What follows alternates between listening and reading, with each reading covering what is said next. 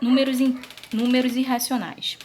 Antes de entender o que é números irracionais, vamos lembrar um pouquinho o que é números racionais. Os números racionais são aqueles números que podem ser escritos através de frações, que o meu numerador ele é um número inteiro e o meu denominador também é um número inteiro. E tem que ser diferente de zero. Os números irracionais são o quê? São o oposto do número racionais.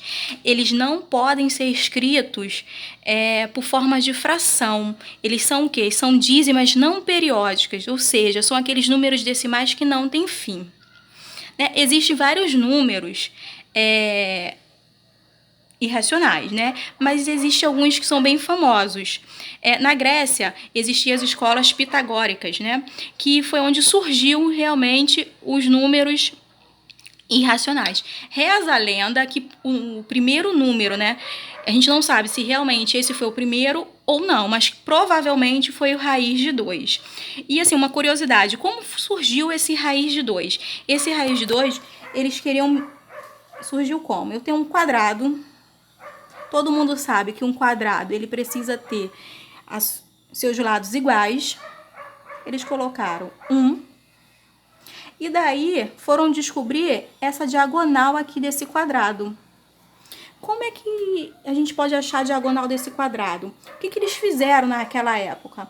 Eles pegaram o teorema de Pitágoras. Né? O que diz o teorema de Pitágoras? Que a minha hipotenusa elevada ao quadrado é igual à soma dos meus catetos ao quadrado.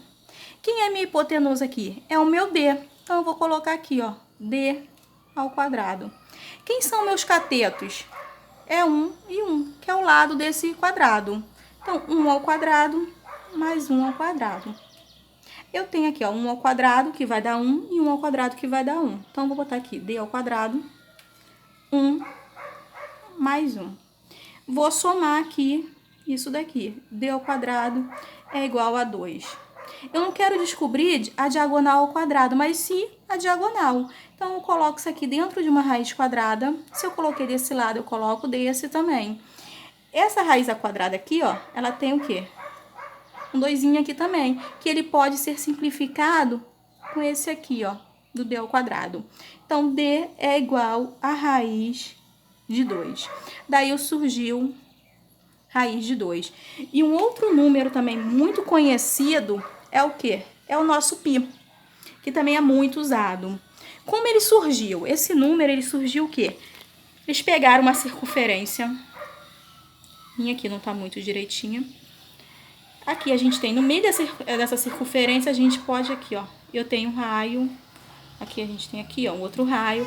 Que isso aqui, ó, essa linha aqui, ó, traçada a partir do centro, que tem encontro com essas duas extremidades aqui, ó, isso aqui é conhecido como diâmetro. E o comprimento dessa circunferência. Se eu faço essa divisão, o comprimento da minha circunferência dividido pelo meu diâmetro, isso aqui, ó, vai dar o valor de π. Foi daí que surgiu o π.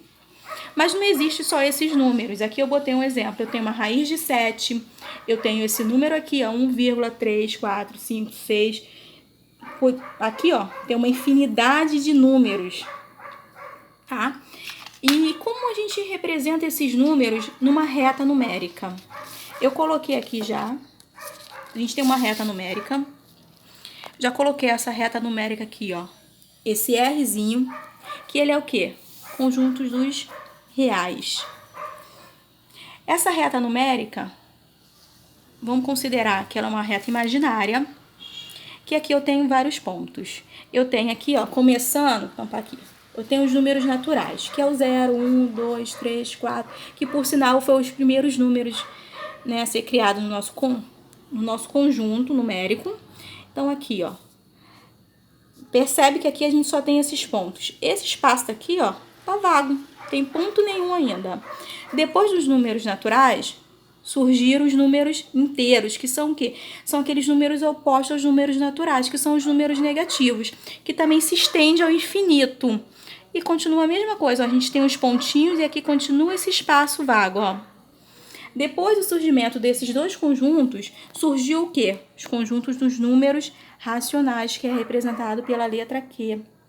Esse conjunto aqui, ó, coloquei ele aqui, ó, um pontinho, 2,5.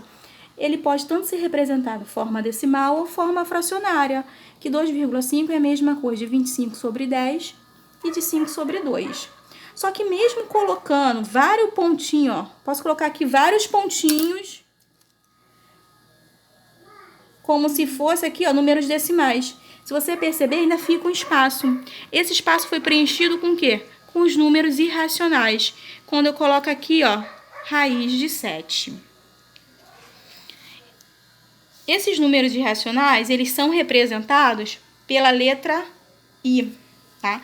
Aqui embaixo a gente tem um diagrama agora do nosso conjunto dos números reais. Agora o nosso conjunto aqui está completo. A gente tem um conjunto dos números naturais, depois os conjuntos dos números inteiros e depois os conjuntos dos números racionais. E os irracionais aqui do ladinho, ó. Esses irracionais são os únicos que não tem nada a ver com esses daqui, ó. Tá?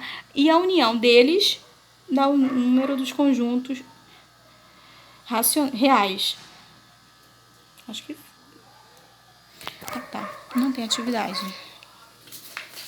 Depois de assistir o vídeo, agora a gente vai fazer a atividade do livro, que é a página 36 e 37.